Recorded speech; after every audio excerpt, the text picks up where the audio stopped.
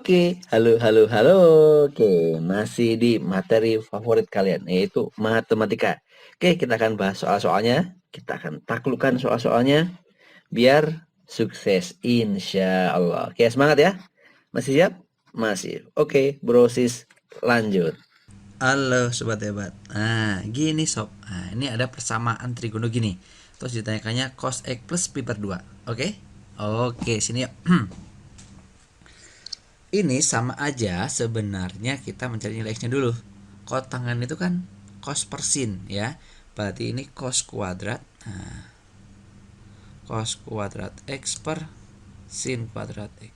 Nah, ditambah dengan kosekan yaitu 2 per apa kosekan itu persin 2 persin x ditambah 2 sama dengan 0. Oke, kiri sama kanan akan kita kalikan dengan x kuadrat semua ya. Kalau kita kalikan dengan x kuadrat kalikan dengan sin kuadrat x semuanya. Yuk, kalau kita kalikan jadinya cos kuadrat x kalikan jadi 2 sin x gitu kan ya, 2 sin x ditambah dengan 2 sin kuadrat x. Cakep, sama dengan 0. Gitu ya. Sip. Cos kuadrat itu kan sama aja dengan apa? 1 min sin kuadrat ya enggak? Cos kuadrat sama dengan sin kuadrat x. Ditambah dengan 2 sin x seperti ini. Ditambah dengan 2 sin kuadrat x. Sama dengan 0. Oke? Oke, ngerti ya? Sip. Kalau kita sederhanakan 2 sin kuadrat x kurangi sin kuadrat x jadi sin kuadrat x. Ditambah 2 sin x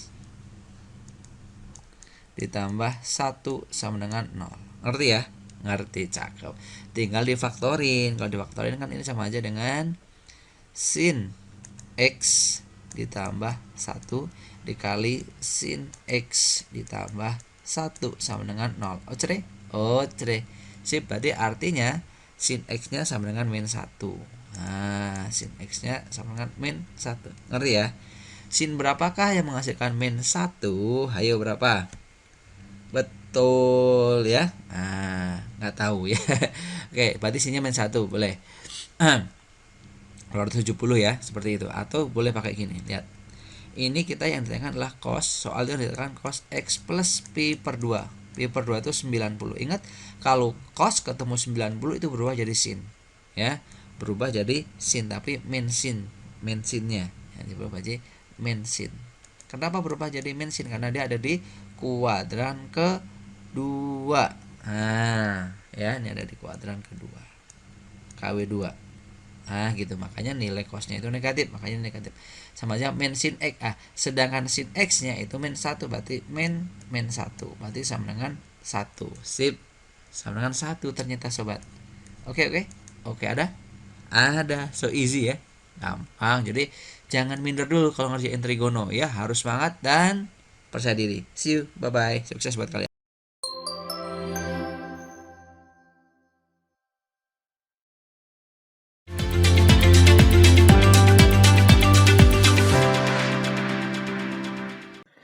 Oke, bro, sis, guys. Oke, apa aja deh ya. Oke, masih siap? Masih. Oke ya, kalau siap kita akan bahas soal matematika berikut ini.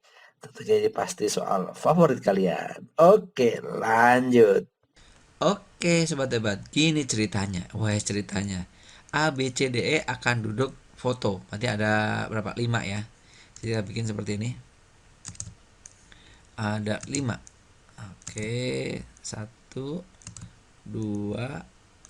3, 4, 5. Seperti itu. Oke. Ini saya copy dulu, nanti akan banyak kita pakai nih. Ini saya save dulu sini. Oke, akan dipakai. Tapi ini apa namanya tadi? A dan B selalu berdampingan ya. A dan B selalu berdampingan. Oke, dan E selalu di ujung kanan. Oke, berarti E akan selalu di sini nih. E. Berarti E akan selalu di sini. Ya. AB itu bisa di sini, bisa di sini, bisa di sini. Jadi, kalau kita tulis ini, kalau kita gambar lagi. Udah ada tadi ya nih. Oke, kita gambar lagi. Berarti ini kita gambar lagi. E-nya kan selalu di ujung kanan ya. E-nya itu selalu ada di ujung kanan. Oke, ya sini. Posisinya ini gini. Ini bisa AB di sini. Ya enggak? Oke. Bisa AB-nya di sini. Ya kan? Bisa AB-nya di sini. Paham ya? Bisa AB, bisa AB, bisa AB. Ini juga berlaku. Saya copy lagi di sini. Jadi yang ini nggak kepake ya. Sebentar. Nah, ini kita hapus saja. Oke, jadi tadi posisinya bisa gitu kan? Atau saya hapus nih. Bisa selang-seling. Selang-seling bisa AB, bisa BA. Yang penting kan dia berdampingan, gitu ya. Ini BA. Ini BA di sini. Kebayang ya? Sip. Jadi kemungkinan cuma ada di sini nih. Ini ya cuma ada 2 orang lagi yang belum. Ya nggak? Berarti tinggal kemungkinannya 2 kali 1. Ya kan ya? Ya ini berarti 2, ini 1 kali 1 kan seperti itu tuh. 2 kali 1 di sini. Ini juga 2 kali 1 gitu ya. Artinya nanti ini hasilnya berapa? 2, ini hasilnya 2, ini hasilnya 2. Jadi 6 dengan kondisi gini. Ini juga sama. Ini 2 kali 1 kan 2 orang kemungkinannya ya. Ini misalnya tinggal apa sih? CD berarti bisa CD, bisa DE. Berarti ada 2 kemungkinan gitu kan. Ini 2 kali 1. Gitu ya. Ini 2 kali 1. Berarti sama. Ini hasilnya 6, ini hasilnya 6, ini juga hasilnya 6. 6 Allahu Akbar 2. Gitu. Ini hasilnya 2, ini hasilnya 2, ini hasilnya 2. Semuanya 6. Gitu maksudnya. Paham ya? Sip. Gitu.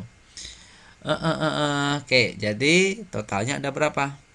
12. NA-nya 12. NA itu adalah jumlah seluruh yang diinginkan terjadi, yaitu ada 12. Dia selalu berdampingan dan E-nya di pojok. Kalau bebas, NS itu bebas. NS itu gini nanti, bebas. Berarti A-nya 5, A-nya 12. Allah, udah mulai error lagi nih. Ini 12. Kalau NS itu bebas. Jadi gini, bebas itu duduknya bebas. Ini duduknya bebas nih. Berarti ada 5 kan? 1, 2, 1, 2, 3, 4, 5. Oke. Berarti di sini ada 5 kemungkinan, ada 4, ada 3, ada 2, ada 1. Berarti sama aja 5 kali 4 kali 3 kali 2 kali 1. Berarti nanti NS-nya itu adalah berapa? 5 kali 4 kali 3 kali 2 kali 1. Berapa coba ini? 20 kali 6, 120. Paham ya? Sip. Itu NS itu artinya duduknya bebas. Ya, dia duduknya bebas. Berarti peluangnya A itulah NA per NS. Gitu sob. NA dibagi NS. NA-nya berapa? 12. NS-nya 120. Jadi 1/10. Udah selesai. Ada nggak ya? Ada, ini dia. Cakep. Ngerti ya? Ngerti. Ada pertanyaan sampai sini? Nggak ada. Oke. Sampai jumpa di waktu berikutnya dan di soal berikutnya.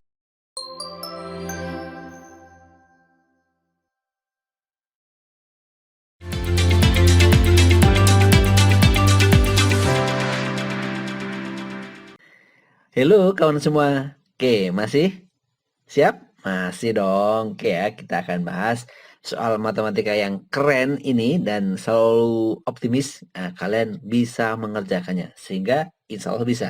Oke ya. Jadi optimis dulu. Siap? Siap. Oke sobat, kita baca dulu ya soalnya ya.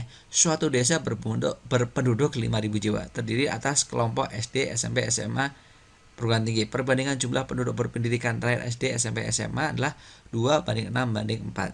Jika persentase penduduk berpendidikan PT sebesar 4% dari total penduduk desa, maka jumlah penduduk berpendidikan terakhir SD sebesar.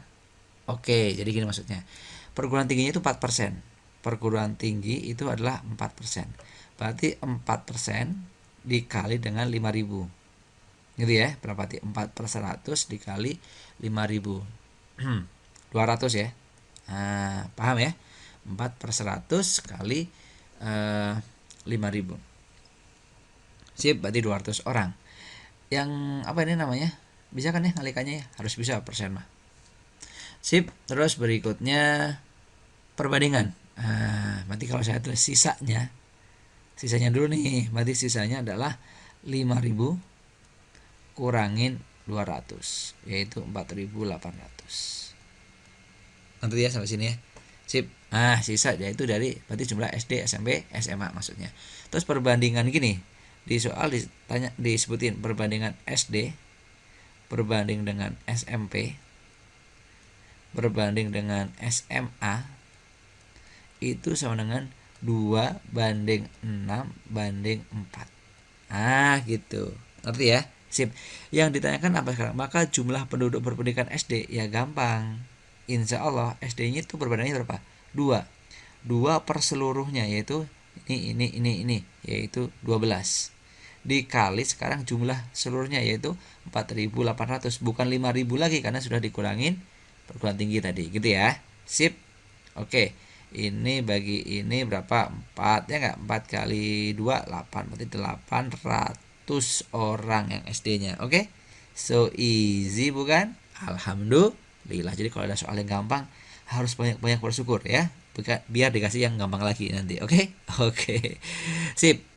Oke, kita sudah selesai mengerjakan soalnya. Yang belum ngerti ulangi lagi, rewind lagi, insya Allah mudah ya. Oke, sampai jumpa di kampus impian kalian, di mimpi-mimpi kalian. Maju terus, pantang mundur. Cayo.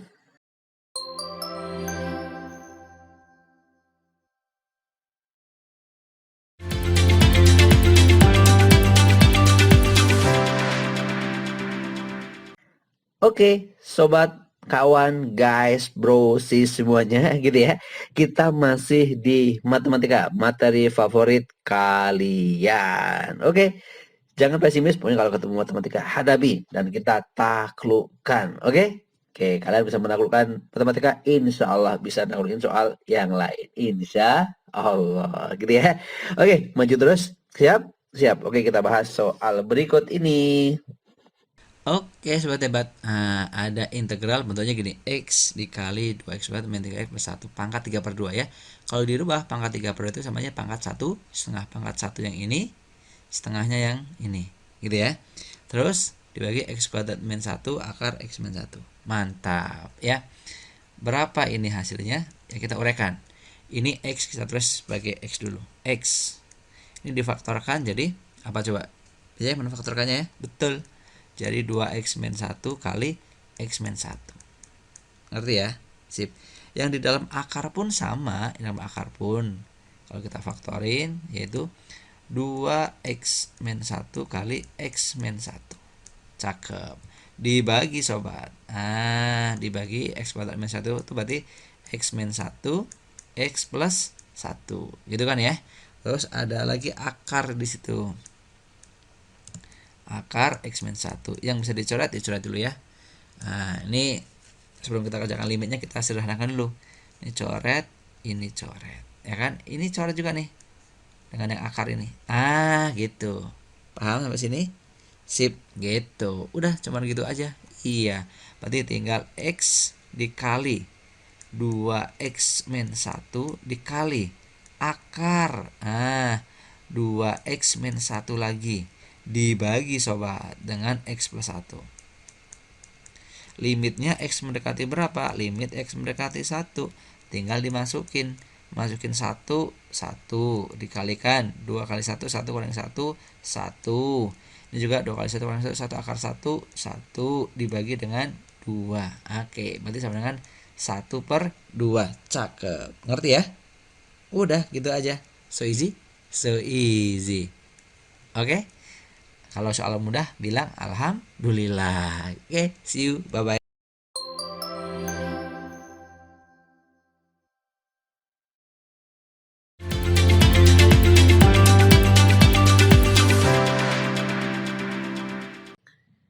Oke, lanjut kawan, lanjut ya. Kita masih bahas apa ini? Matematika. Oke. Matematika makin tekun, makin tekun, makin mantap. Oke ya, kita akan bahas soalnya dan optimis kalian bisa mengerjakannya. Insya Allah. Lanjut, siap. Oke sobat. Gini yuk. Ini ada fx sekian, gx sekian. Yang ini kan f komposisi gx ya. gimana nih? Ya udah, kita akan cari fx-nya dulu gitu. Kalau ini fx, ini caranya banyak sih untuk cari fx ya. Salah satunya gini. Ini kan jadi saya bikin x nih, berarti kan artinya di sini itu dikurangin 2 dalam sininya. Ya kayaknya nanti di sini juga dikurangin 2. Boleh, atau boleh juga gini. Ini kan fx plus 2 tuh. Ininya dirubah semuanya dalam bentuk fx plus 2. Berarti ini dirubah dalam bentuk x plus 2. Ini x plus 2. Padahal kan atasnya butuhnya adalah x plus 1, berarti kurangin 1. Gitu maksudnya. Ya, ngerti ya? Sip. Terus ini juga sama, bawahnya kita bikin x plus 2 juga. Kan padahal butuhnya min 4. 2 butuhnya min 2. Biar jadi min 2 apa? Dikurangin 4. Gitu. Paham ya? Paham. Berarti nanti kalau ini saya balik lagi kan ke x segini itu saya jadikan ke x jadi fx. Kan ke x jadi x min 1 gitu kan. Jadikan ke x jadi x min 4. Udah sama. Punya cara lain juga boleh. Terus bagaimana f komposisi gx-nya? Nah, ya udah, f komposisi gx, f dalam kurung gx gitu ya, atau f komposisi gx-nya seperti ini, berarti g-nya masuk ke sini. Nah, berarti x plus 1 x min 1 gitu ya. Oke, oke.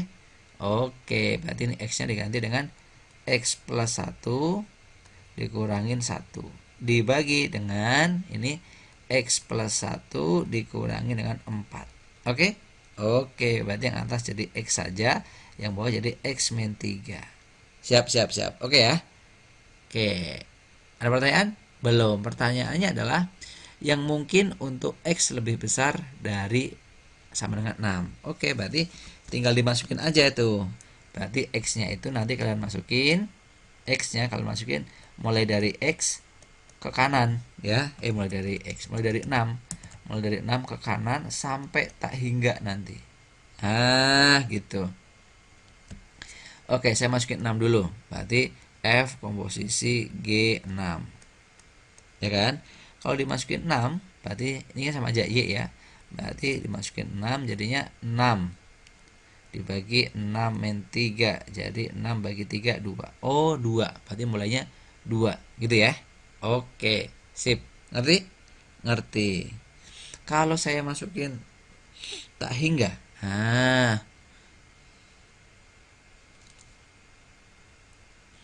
Kalau saya masukin tak hingga, berarti pakai limit nanti ini sebenarnya. Kalau masukin tak hingga, f komposisi g tak hingga.